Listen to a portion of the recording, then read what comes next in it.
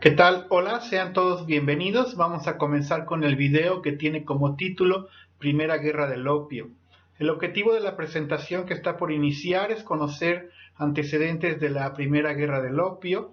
Además, buscamos identificar características del ingreso del opio a China. Y por último, buscaremos explicar algunas consecuencias de esta guerra entre Inglaterra y la dinastía Qing en el caso de China. Dicho lo anterior, entonces, es momento de comenzar. Entonces, para el año de 1836, el flujo de opio de la India a Canton, China, era del orden de 18 millones de dólares, convirtiéndolo en el producto comercial estrella del siglo XIX.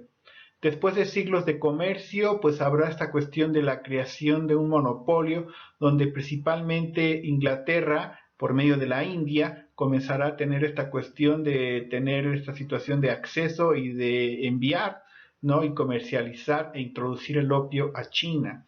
Entonces, por lo tanto, aquí tendremos la existencia de un monopolio donde los ingleses van a salir ganando, porque al final tendrán esta cuestión de tener este intercambio comercial importante y generar muchísimas ganancias y así contrarrestar las cuestiones de una balanza comercial que existía, porque al final China le vendía té a Inglaterra y entonces para poder contrarrestar esta cuestión, pues lo que va a hacer Inglaterra es tomar la decisión de introducir el opio a China y así poder balancear un poco esta cuestión del intercambio comercial entre China e Inglaterra.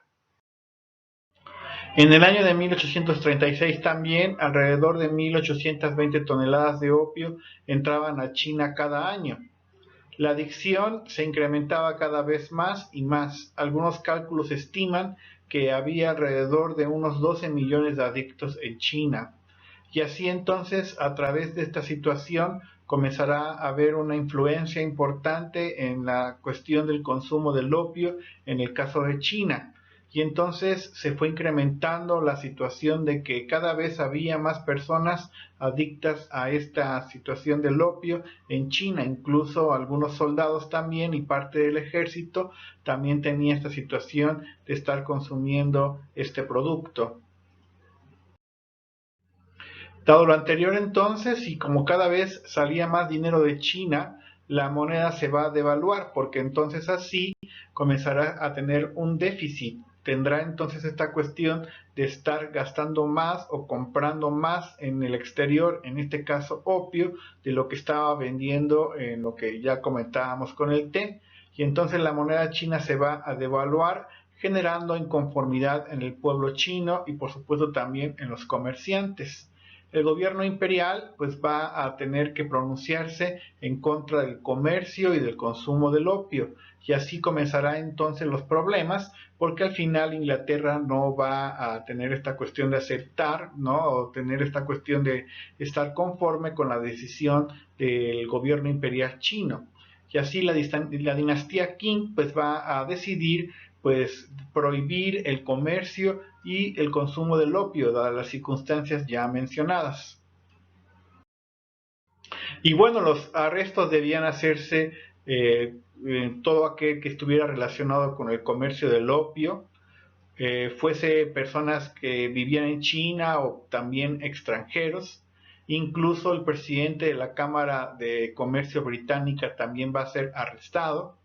Y así entonces comenzarán a generarse pues algunas diferencias importantes entre China e Inglaterra, porque al final estos arrestos que se van a hacer a muchas personas inglesas por la situación del comercio de este caso del opio, pues entonces va a resultar una controversia y va a haber algunas situaciones que van a desatar la guerra. En este caso, Lin Se-su envió una carta abierta a la reina Victoria, que era en este caso la, digamos, monarca del Reino Unido de Inglaterra en aquella época, en la cual le solicitaba detener el comercio del opio, señalando que había sido mal informada de la situación en China. Li Tse-su va a ser la persona designada por el emperador, ¿verdad?, chino para poder detener esta cuestión del consumo y comercio del opio. Va a ser como una especie de zar, ¿verdad?, antidrogas y entonces esta persona, en principio de cuentas, buscará diplomáticamente pues tener un acuerdo con la reina Victoria para que no hubiera esta cuestión de controversias y simplemente que se decidiera a favor de ellos y que no hubiera más ingreso de opio a China por las cuestiones relacionadas sobre todo a la adicción y los problemas internos que estaba provocando el consumo del opio. El inicio de la guerra del opio entonces se va a dar entre finales de 1839 y principios de 1841. La estrategia inglesa era pasar Canton y moviéndose al norte para tomar la isla Chaushan, enviando entonces una nota al emperador con algunas exigencias. La situación aquí es que realmente en este caso, el ejército inglés pues no va a ser tan complicado dada la situación del desarrollo, el gran desarrollo que tenía Inglaterra en esta época. Recordemos que en esta época pues Inglaterra es una de las potencias mundiales más importantes y entonces pues no va a tener tantos problemas para poder en este caso tomar algunas ciudades, en principio de cuentas Canton, y después comenzará a navegar incluso por el río Yangtze y así entonces va a enviar una nota exigiendo, ¿verdad?, algunas situaciones al emperador chino. En mayo de 1841 entonces se va a iniciar la campaña de exterminio de los enemigos de China. La situación es que va a haber nefastas consecuencias para las tropas imperiales chinas, ya que la armada inglesa incluso va a hundir 71 barcos chinos y entonces va a dejar clarísima la diferencia que va a haber en cuanto a cuestiones militares. Entonces realmente el emperador chino, al darse cuenta de, pues digamos, esta cuestión de la gran diferencia y de la gran potencia de la armada inglesa, entonces comenzará a ceder la cuestión de las exigencias de la corona inglesa. Las principales fallas en la contraofensiva china hicieron que la corte dejara de lado la postura guerrera defensiva que tenía China y entonces va a ceder a las condiciones de Inglaterra. Y es así cuando se va a firmar lo que se conoció como los tratados de Nankín. Los tratados de Nankín pues es la forma en que se va a negociar la paz, en la que prácticamente el gobierno chino cederá ante las exigencias de la corona inglesa.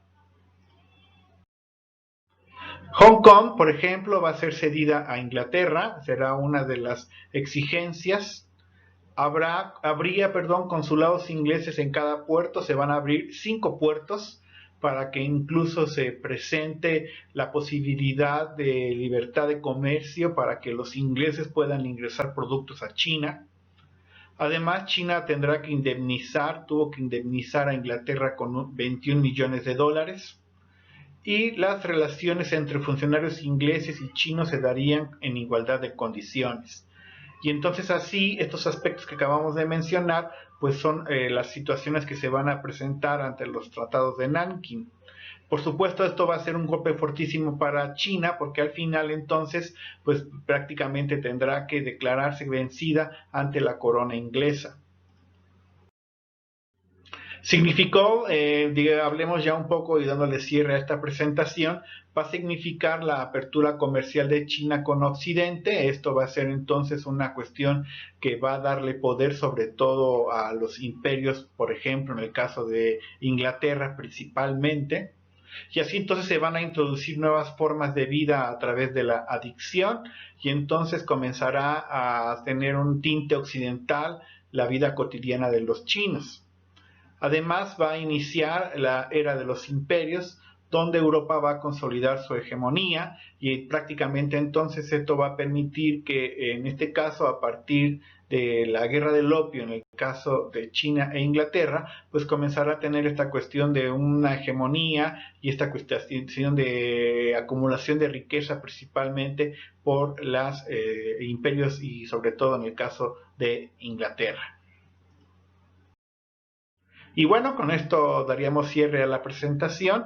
Dejamos a la vista el documento que utilizamos como base para la exposición que acabamos de terminar. Por supuesto, agradecemos muchísimo su atención y nos estaremos escuchando y viendo próximamente. Chao.